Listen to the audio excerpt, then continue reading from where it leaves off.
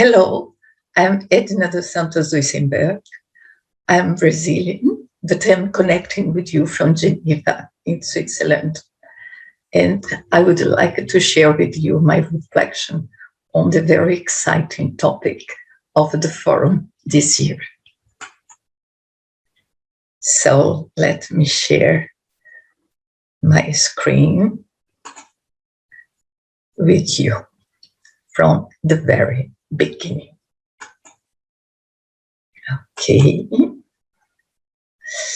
Okay, that's it. So, the forum this year offers a timely opportunity for a deeper reflection on how we are going to face the challenges ahead and how can we do our best to shape a better world. As we know, the world is in profound transformation.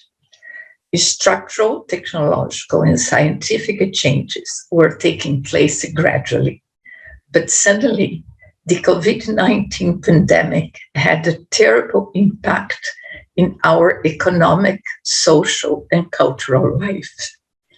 We were obliged to quickly adapt to home office, to distance learning, food delivery, telemedicine. And there are signs that these big shifts in behaviors are likely to remain. So today, governments have to address huge policy challenges. The world economy is struggling to resume growth after this long-lasting pandemic crisis. And all countries have highly indebted public and private sectors with the risk of stagnation and inflation. We can see that there are rise of unemployment and in addition, a new structure in the job market. There are big imbalances. Inequality and social instability became more visible. There are geopolitical tensions, as well as climate change and migration issues. And we are also in this transition towards a more diverse and greener economy. So the global agenda in this moment is quite heavy. And in my view, it is difficult to imagine the post-pandemic because regrettably, after almost 2 years, the pandemic is becoming endemic. And this means that we'll have to cope with the situation in which uncertainty will remain for a long time. There will be no new normal because it will be impossible to get back to life as usual. We have to look forward and move ahead because the present is already very different from the recent past and the future remains unclear. But in this context, creativity and digitalization helped us to face the crisis. After a long period of confinement, people are really eager for culture, for entertainment, for leisure. And we know that we don't know exactly how things will move. What we do know is that the creative economy really generates jobs, trade, tourism, stimulates local business, and is a driver for revitalizing cities. And during the pandemic, we realized that culture, creativity, and connectivity became the backbone of this society because it helped the people to keep the feeling that they were together, even if they were physically apart. It became clear that our globalized and connected society It's more and more dominated by images, sounds, texts, symbols, and networking. Digitalization unlocked trade potential for digitalized creative contents like music, films, games, advertising, ebooks, and consumption of digitalized products has increased, as well as global trade for creative goods and services continues to grow fast. And these are facts and figures. So it also became evident that the creative economy promotes well-being, social cohesion, and cultural diversity. Moreover, creative products usually are environmental friendly, contributing also for sustainability. So finally, it became clear that it's really feasible to reconcile arts, culture, and creativity with the investments, technology, business, and trade. So it's against this background that, in my view, what we need now is to resist, reset, and recover. And against this nebulous background, I would like to raise 5 points. First, that the impact of the creative economy for the world economy has been reinforced.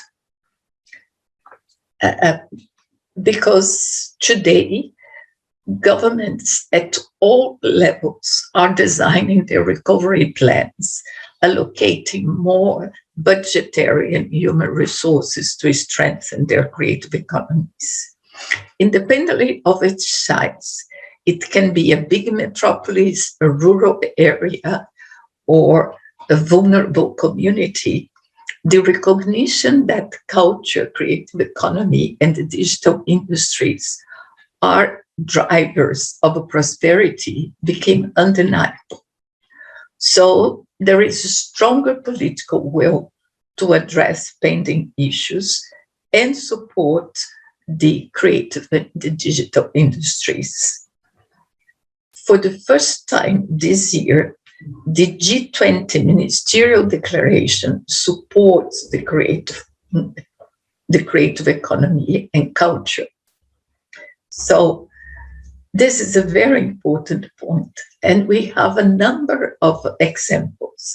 For instance, in the European Union, through the Creative Europe program, allocated 2.44 billion euros to support the culture and creative sectors in the period 2001-2027. And the main reason is because the creative economy employs 80 million people and has 1.2 million companies in the European Union. If I bring another example of my home city, Rio de Janeiro in Brazil.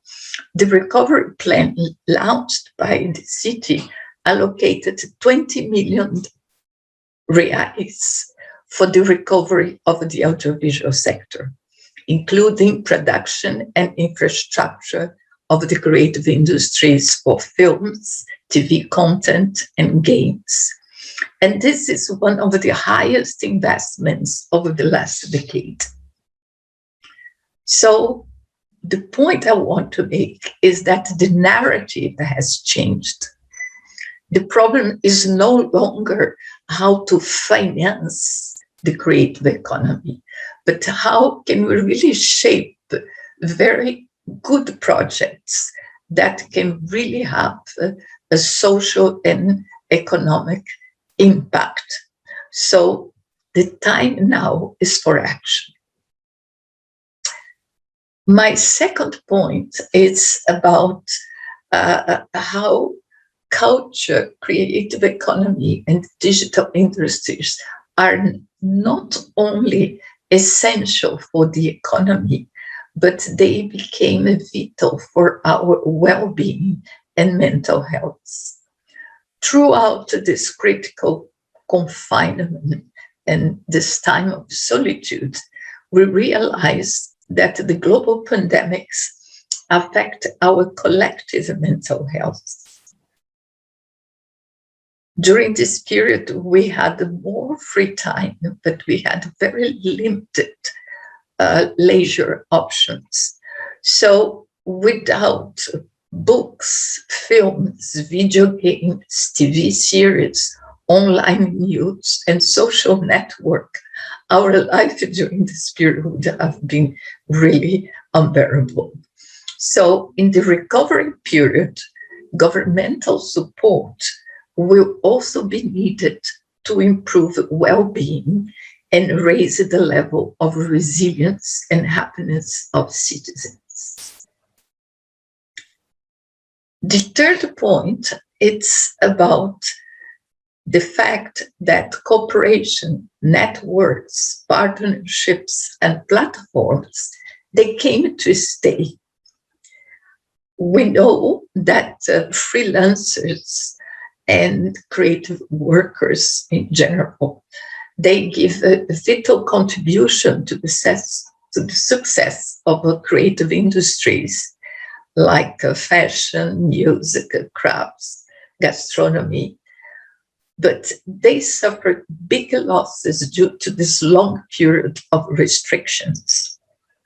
So it was thanks to cooperation, co-creations, networks, and platforms that most micro-business and independent creatives joined forces and were able to survive. And this is why they need not only financial support, but also training to improve their digital and entrepreneurial skills. Hybrid formats and for festivals, concerts, and conferences like this one, were a creative response for reaching a new audience and develop innovative monetization tools for an ever-increasing online public. Thus, it is time to reinvent the role of museums, cinemas, and think about the issue of the mobility of artists. So cultural institutions needed to innovate in order to remain relevant and attract diverse audiences, including young people. They needed to increase visibility and modernize their creative offers. My fourth point is about the fact that creative education and e-learning are very important, and we cannot come back to the situation as it was in the past, because rethinking education was already a topic in the agenda of many countries in order to respond to the challenges of the job market in the near future. The education system had to quickly adapt to remote learning, and methodology and pedagogical practices had to be adapted, while a more holistic and multidisciplinary approach is influencing the revision of a curriculum at all levels. So focus on science, technology, engineering, mathematics, and arts, the so-called STEAMs, are driving changes. And creativity is the force behind innovation that will change the world. So continuous learning became a trend and a necessity. Millions of learners are upgrading their knowledge and skills in different domains. And what is absolutely transformative is that the access to knowledge became more democratic. E-learning already existed but demand has sharply increased, and this seems a point of no return. And my last point is about the fact that connective and digitalization became essential in our daily life. It was through digital social innovation that helped to mobilize the civil society and bring assistance to the most vulnerable. Artificial intelligence and robotics played a handy role in managing the fight against the pandemic. Thanks to digitalization, big data, and mobile applications, governments were able to put in place massive outreach programs to offer emergency aid packages and vaccination schemes to the population. Moreover, much of our time was spent watching TV, surfing the net, viewing and streaming musical concerts, playing video games, attending video conferences, and of course, socializing in virtual chats.